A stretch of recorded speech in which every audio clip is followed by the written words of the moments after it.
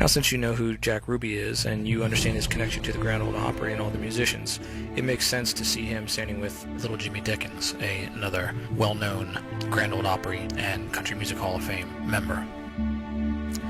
Now, when I looked at his photograph and then I saw some video footage of him, it reminded me of a photograph that I saw just recently. And it was of a person that looked exactly like him, turns out it is him, standing next to Lucille Ball. And it's labeled as her brother. Pay attention to the fact that we're seeing the last name White appear over and over again, as in Betty White, the sister of the current queen, and that queen being played by Lucy. We can see that her current husband, the prince, is also Gary. So again, we can validate with the spouse. As per the photo of her and Jimmy Dickens as her brother, we have not been able to validate that just yet. The interesting fact is that also that day in Dealey Plaza, we have another individual that's associated with both of those people. And let's see if you can guess who it is. Until August the 8th, and the day that Oswald tried to infiltrate our organization was on August the 5th. After that, when I turned down Oswald's offer, I found him in the street carrying on a rally in favor of Fidel Castro with a big sign in his chest reading Viva Fidel. And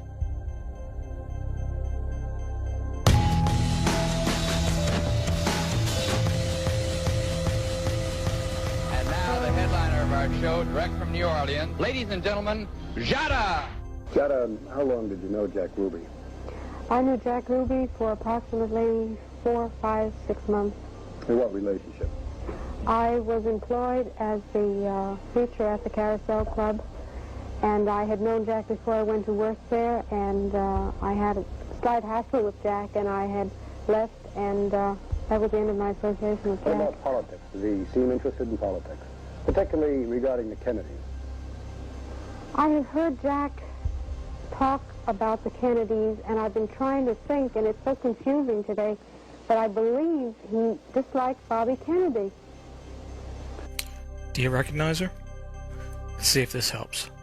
And here's a little gal that I know you're going to really learn to love, because she's a fine singer and one of the finest little gals that I've ever met. Let's give her a great big welcome as she sings a song that she had a big hit on called Dumb Blonde. She ain't no dumb blonde, though. Pretty Miss Dolly Parton. How about it?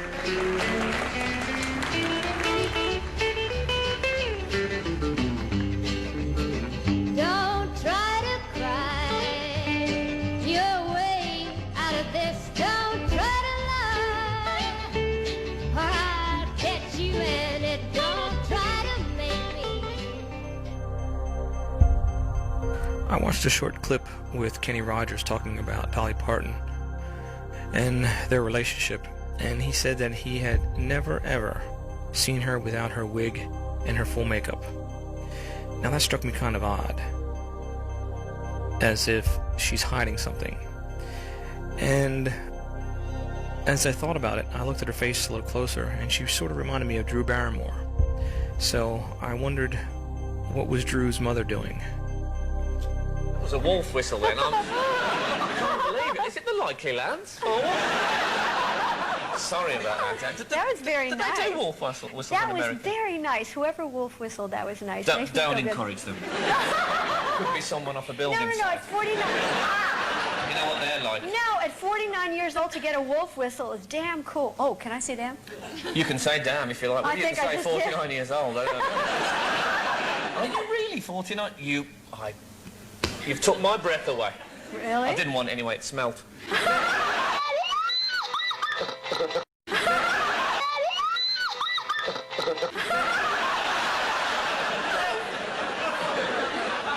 Have you always been so naughty, or is this a recent thing? I think you. So if you're familiar with my work and you've seen what we've done with Churchill, and you watch the beginning of this video, you see that H.L. Hunt was, of course, Churchill, and also played Lionel Barrymore. That's Drew Barrymore's great uncle. So you see that these people are actors, and they're all related to the mainstream media owners, such as the Hunts. In addition, we saw Dolly Parton being introduced by Porter Wagner. Let's take a look at him and see what connections he has to this. So I guess they was going to walk off and leave him. You know, not knowing they was there and seeing I knew where they was at, I walked over and picked up a stick and picked them up and put them in a Winston package. I think I picked up two and put them in a Winston package, and then as I was walking back, I picked the other one up by hand, I believe. And I picked them up with a stick, you know, keep from leaving fingerprints on them, because I figured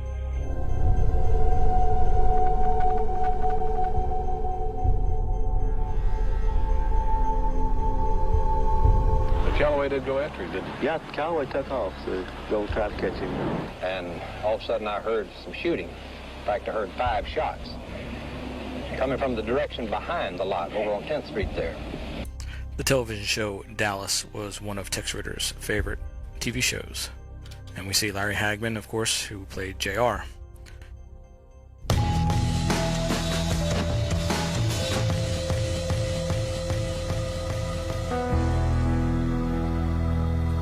The 3 tramps that were arrested that day are not who people have claimed they are. They are, in fact, members of the music industry, and they are associated with the rest of the individuals that we have been identifying as members of the Country Music Hall of Fame or the Grand Ole Opry. Their identities are as follows. Tramp number 1, we have Danny Dill. He's a songwriter from, of course, Tennessee. He was identified by the news media as being a Harold Doyle. You can see where they get the name from, since his name is Horace Dill, and he just dropped his middle name. But that individual that they have identified is the person, but he is using a fake name. He was nominated into the Nashville Songwriters Hall of Fame in 1975 and is a member of the Grand Ole Opry, as many of these individuals are. Tramp number 2, we have Harold Lloyd Jenkins, aka Conway Twitty. By using the ear biometrics, we can match the ear and have a positive hit on this. And we can see also that he has ties to Peter Sellers. And you will understand the full significance of that connection and that relationship in a few more minutes as we will discuss his role in this event. We can see that Conway was never a member of the Grand Ole Opry, but was inducted into both the Country Music and Rockabilly Hall of Fame. Tramp number 3, we have Whitey Ford, Benjamin Francis Ford. This individual has been misidentified as E. Howard Hunt for many years. If you examine E. Howard Hunt's ears, they have different lobes than this individual, so we can positively say that this is a match as well.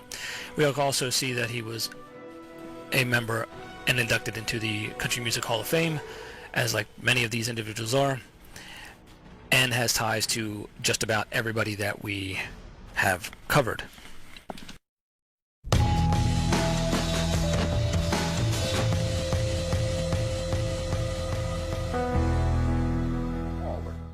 Dislodging him from this depression in the seat cushion and already favoring Mrs. Kennedy, he automatically fell in that direction. Of course, James is one of the famous photographers that day that took some very interesting photographs, but you might know his voice from somewhere else. The one thing that did seem to be a little bit strange, immediately after the car proceeded on to Parkland Hospital, my name was Curtis Gowdy. Men with drawn guns ran up the terrace. My mother was the only one to call me Curtis all my life. I went by Kurt, C-U-R-T. I didn't have any nicknames or anything. And when were you born? Born July 31st, 1919 in Green River, Wyoming.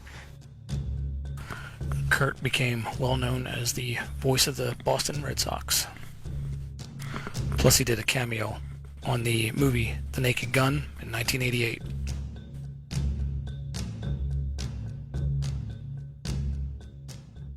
Visit, including reporter Bob Huffaker. My assignment was to go to Maine and Acard and to broadcast the motorcade as KRLD's last stop on the motorcade, the last reporter on the motorcade. I showed up and was gratified to see that and to broadcast the motorcade as KRLD's last stop on the motorcade.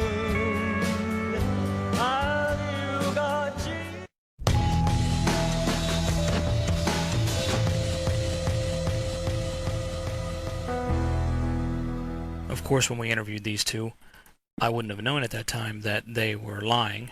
There would have been no way to know this. But 50 years later now, we all know it.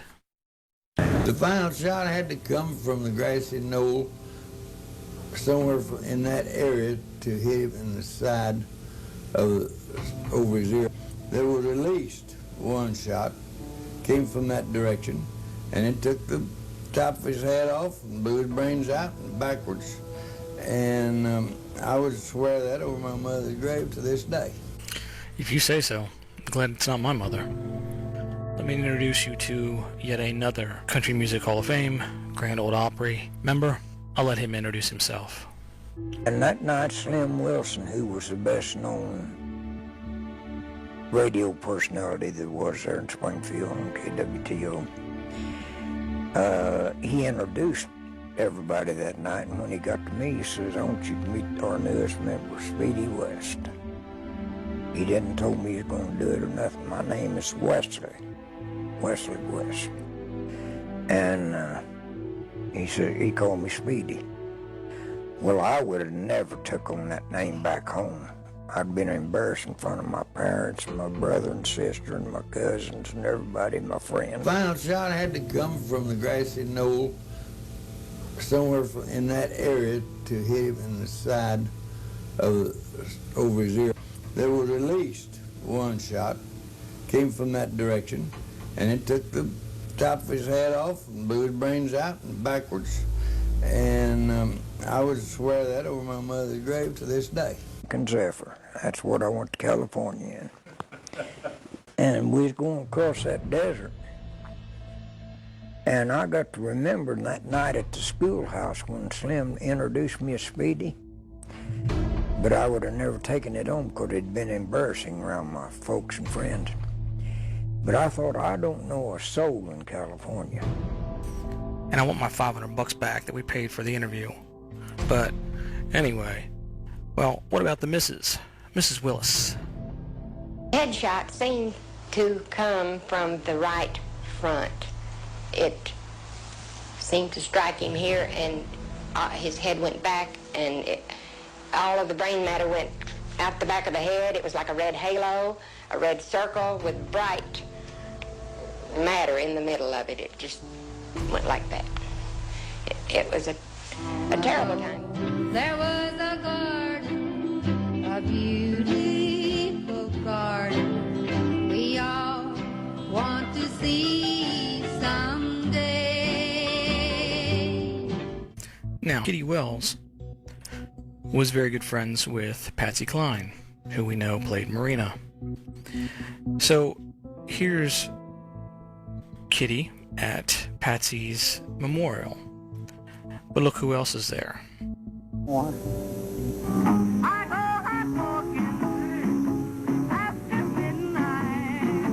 What could have been and what actually was is a painful story for the loved ones of performers Patsy Cline, Hawkshaw Hawkins, Cowboy Copas, and pilot Randy Hughes. I was about 4.5 years old when it happened, and my brother was 2. Patsy's daughter Julie and granddaughter Michelle were just a few of the family members on hand for the dedication of this memorial in Camden, Tennessee. It's a granite reminder of the plane crash 33 years ago. For Julie, it's a loss she will always feel. And I sometimes wonder if who I am is a painful story for the loved ones of performers Patsy Cline, Hawkshaw Hawkins, Cowboy Copas, and pilot Randy Hughes. I was about 4.5 years old when it happened, and my brother was 2. Patsy's daughter Julie and granddaughter Michelle were just a few of the family members on hand for the dedication of this memorial in Camden, Tennessee. It's a granite reminder of the plane crash 33 years ago. For Julie, it's a loss she will always feel. And I sometimes wonder if who I am and what I am is a lot of what she would have me be. The family's loss is often overshadowed by the fans' loss. But no matter how it's viewed, it was total devastation. It's the worst thing I ever saw. That is Hawkshaw Hawkins. And on top of that, wait till you see who else is there Devastation. with him. It's the worst thing I ever saw. And I'd seen some bad ones, I thought. Troy Odell was the first official on the scene after the crash. The first thing we noticed was treetops broke out. And then we came on down, and there's a big hole in the ground where the propeller hit. And then all down this hollow was just covered with debris, body parts.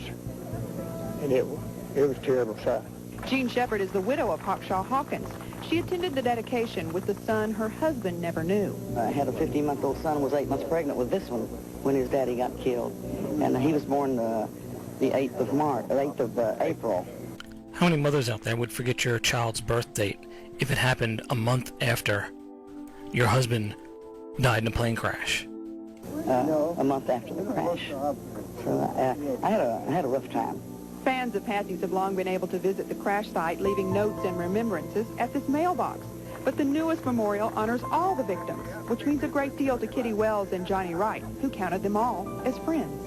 And it's kind of sad in a way, you know, to come back here and know so many. Johnny Wright, the guy standing right there next to her, is Cowboy Copas. Crazy. Dad has a wall full of Mom's awards. I even accepted one for her after she died. But there's one honor that can't be matched. What she might say was the best thing ever happened to her was become a member of the Grand Ole Opry. She wanted to be that. Before we moved down here, she said, I want to move to... Charlie Dick. If you haven't caught on by now, the Dick jokes, they love them. There's a reason why, you're going to find out at the end. But, as you can see, Charlie Dick is Cowboy Copas, who's still alive. And of course, he was supposed to go down in the plane with Patsy. Right. What liars. How many shots were fired? Walter, the obvious way to answer those questions seemed to be to talk to our eyewitnesses in Dealey Plaza. Ask them how many shots they heard and in what kind of sequence. So that's what we tried first. And this heart shall cease to beat, and they lay me down to rest. There were 4 shots. How many shots did you hear? I heard 3.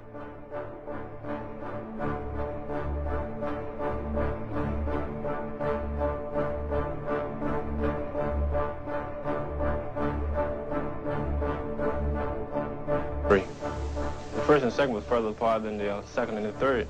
In other words, that was a bang and a bang bang like that, you know. Well, how many shots did you hear? 3.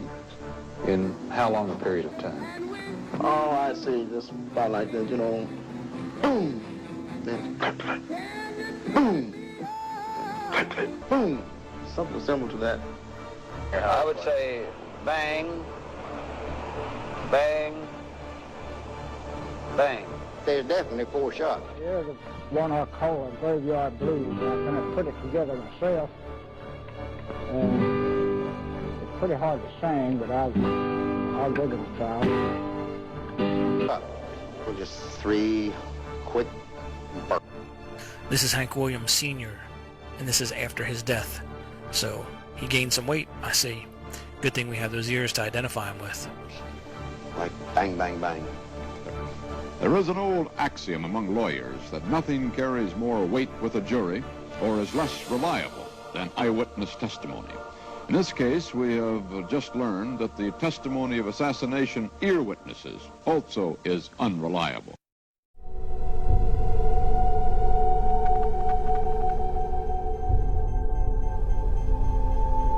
Word from Ron Ryland in the mobile unit that police have a suspect from the Texas Theater. He has a gun. We joined a police motorcade that was dashing to the Texas Theater where they had a report of a man coming in there that was armed. Let's listen to that voice one more time. We joined a police motorcade that was dashing to the Texas Theater where they had a report of a man coming in there that was armed. Of course, everything is black. The movie is going on. About I would say 200 or more police officers went into the theater and found a man. Ron Ryland. More like Ron Reagan. Remember, he's good friends with Tex Ritter. They've done many movies together. And just look at his hairline. And look at his hair. I mean, it's exact. The hairline with the widow's peak. Found a man sitting in the second row from the back that was armed with a shotgun.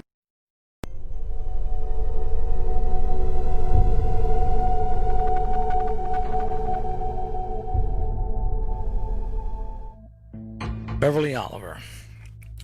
We interviewed her back when we did the production for our video documentary, and this is a photograph of me when I was 17 with her after the interview, and of course she playfully threw me down on the bed. So she's always been a very likable, friendly person and enjoyable to be around. She's been on my Facebook friends list ever since, and up until recently, as you start to see the patterns between the country and western, the Grand Ole Opry singers, you begin to start looking at these individuals a little differently. And going through her friends list, you will find numerous individuals of interest. I'm sure you've heard the signing of the soul to the devil with reference to the music industry. Well, that's sort of true, and the devil being the, of course, publisher or a record label, because these actors or these musicians that are hired or funded to record an album, the record label forces them to take on a pseudonym name, so therefore that actor doesn't actually own the name, and the record label can do what they want with that name and put the money that they want behind it. This enables them to be secure in their financing of that individual, and it stops that individual from being able to take the listeners with them in case there was a fallout and they wanted to quit or they got fired. So the record labels, of course, have the right to do what they want with that character that they own, and they typically will kill them off before, of course, they normally die. This allows them to charge more for the merchandise and therefore make a larger profit from the legend that they create. But let's get back to Beverly. There's an individual in her Facebook list and her photographs that she calls her daughter. Now, when I looked at that photograph, I saw Carly Simon. So if Beverly is telling the truth and that is her daughter, then it's interesting because when I went to look up Carly Simon, I found Beverly as her sister. So I believe that this individual that she's calling her daughter is actually her sister. And the rest of the family, I think you'll find quite interesting as it plays a major part in this project. You'll see what I mean in a moment. This is a story of three sisters named Simon. Joanna is tallest, Lucy in the middle, Carly the baby. It is a story of love and friendship in a family of wealth and drive, and of how this small circle has grown to encompass a world of music.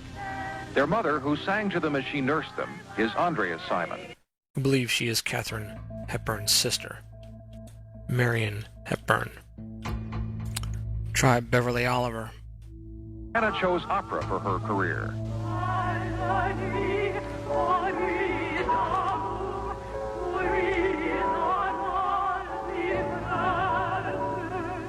Lucy developed her style from folk Now, long line, just so you can tell everyone that you're a dyke. and pop music. We had a single wish to ask the brightest star. You should have listened to our words.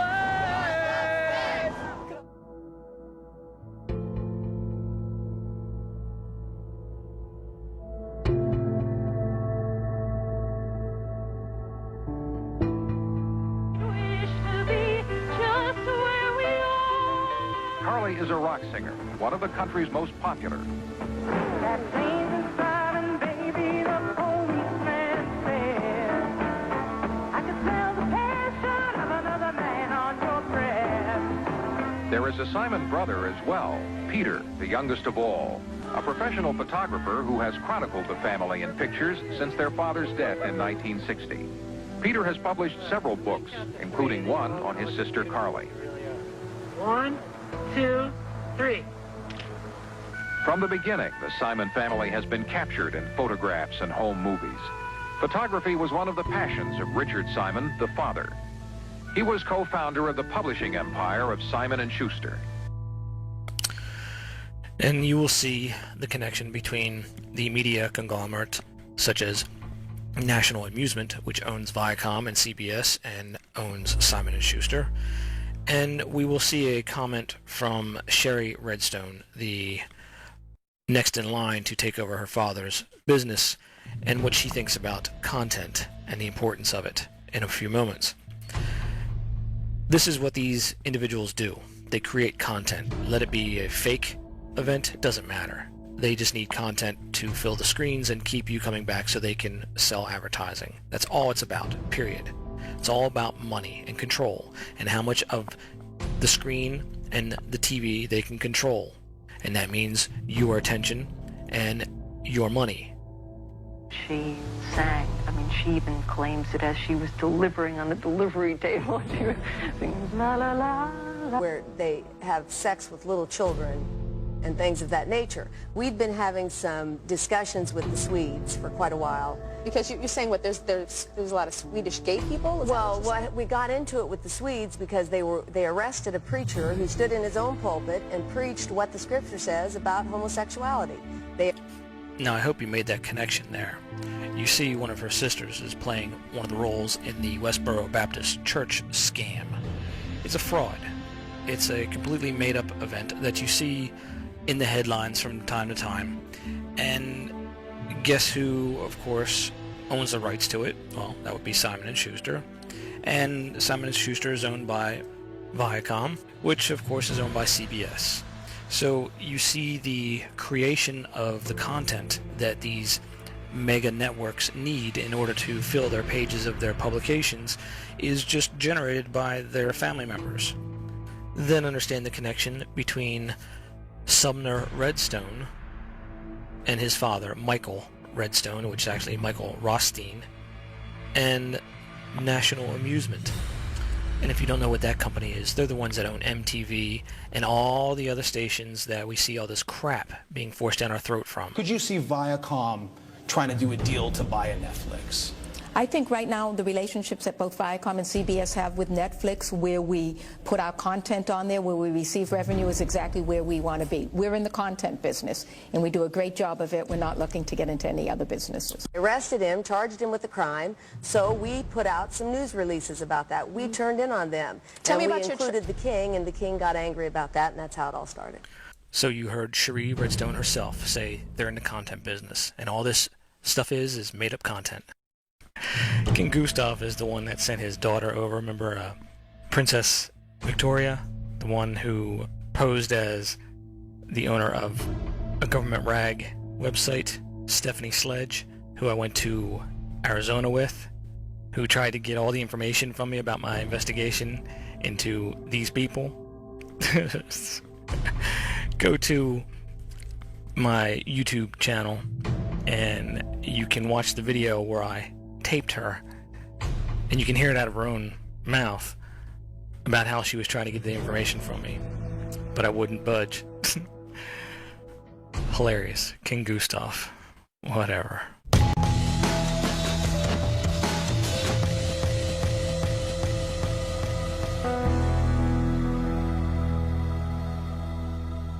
So Oswald's friend, Wesley Buell, took him to the depository that day.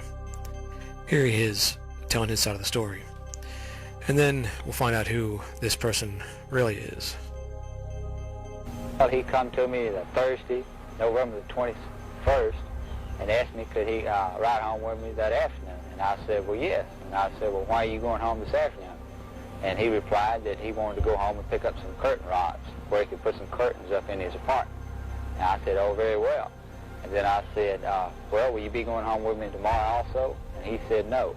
He said he wouldn't be going home with me on the 22nd. And I want to introduce Buell, who I've got now. He's a good friend, and he's one of the most honest people I've ever met.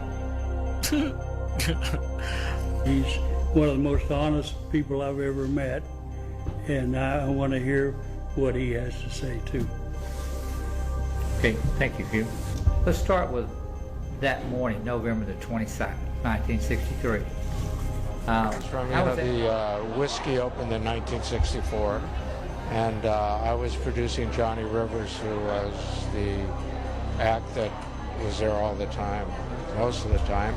So I was there almost every night, and that era was fantastic. And then in the 70s, we opened the Roxy and the Rainbow, and that era was fantastic. And now this one is, because my son Nikolai is running the strip, so to speak. So keeping it in the family. Yeah, right. But I got some more when he's ready. There's other kids coming. So. I'm just curious to know, what would it take for you to kind of get back into the record business? Lou Adler. This one's an interesting one. This one definitely follows the check the spouse scenario, and you'll find out that he is playing several other figures in the public arena. He does play Tennessee Ernie Ford, and we see him here in an episode of Lucy.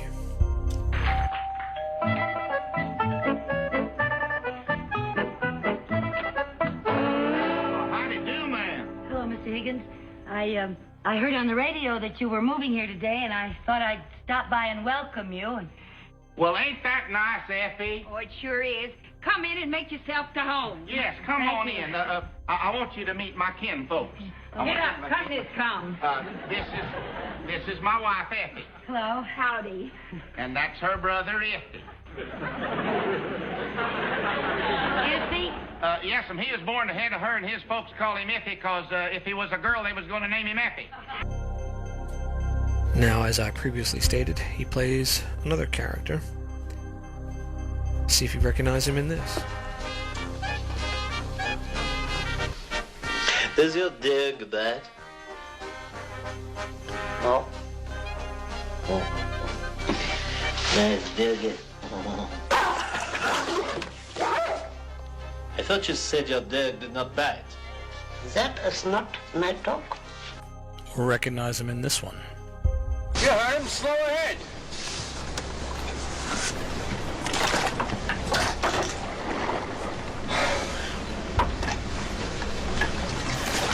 Slow ahead. I can go slow ahead. Come on down and chum some of this shit.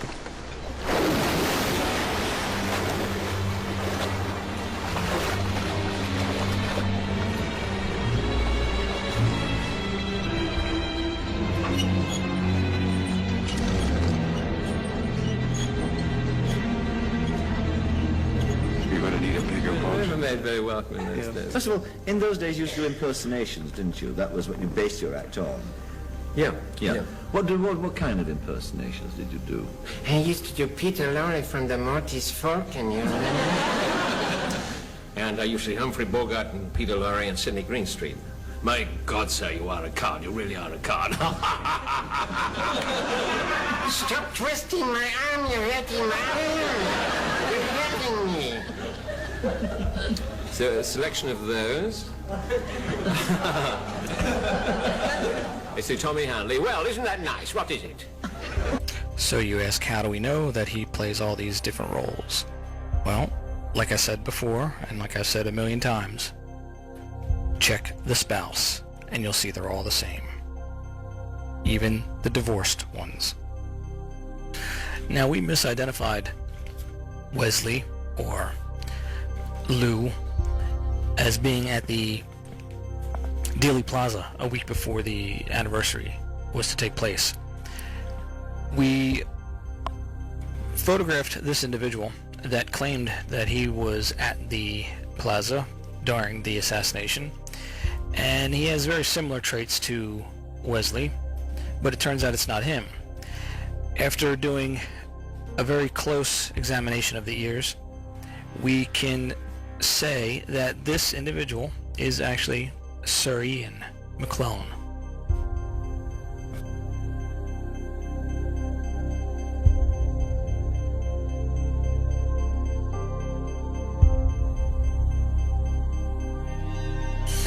This next individual, you may know him currently as he played the judge for the Clay Shaw trial. Welcome to family member Warren Buffett. Part 3 of this documentary will cover the Oswald shooting, as we have new information and new evidence to show, the Payne family and their connection to all this, and the Bush family and who they truly are. The reason why we're not discussing the Zapruder film should be quite obvious. They want us to discuss that. They want us to debate and speculate about how they pulled off that scam. But I'm not going to do it. I'm not falling for their tricks. We can prove that this event was a non-event just by what we've shown today and the association between all the eyewitnesses and the corporations behind it. That is clear, crystal evidence that the assassination did not happen. How they pulled it off doesn't really matter. Maybe when we get one of them on the stand and force them to answer some of our questions, we'll get a little bit more of an insight about how they pulled it off. But until then, you know exactly who you should focus on and hold accountable.